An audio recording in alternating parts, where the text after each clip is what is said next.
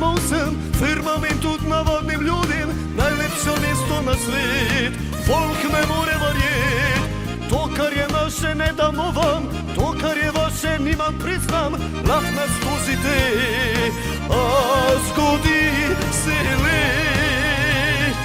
Da teh 29 milijonov nam je bilo odpisano, mal pod mizom, mal Mercator bono, tko pač mi poslujemo. Odpisali so 29 milijonov, slišam da na meni mal zamerijo, a nisam jaz napisal teh zakonov, a vi dobro veste kdo. Hajmo pa poleta, ljudi!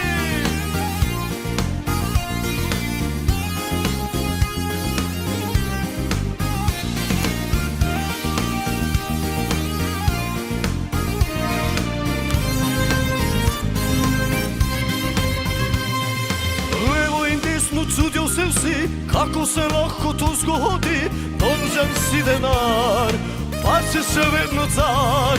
Trošimo skozi, zaslužimo nič, težko je danes biti Janković, a ško se nasmejat, saj še vedno sam župan, ki mu 29 milijonov evrov je bilo odpisano. Mal pod mizom, mal Mercator bono, tko pač mi poslujemo.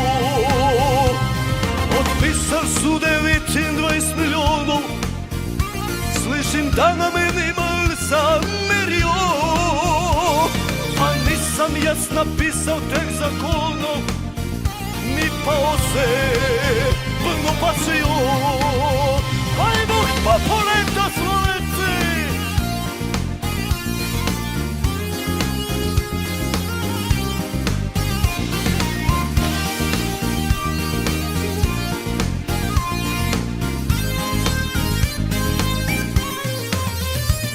Potpisali su 29 milijonov, a tožilstvo se je odločilo, da se enkrat kreče vse papirje, ker su stvari sumljive zlo. Hajmo, 29 odpisali su milijonov, a tožilstvo se je odločilo, vse milijoni došli davkari za tu Jursku je težko.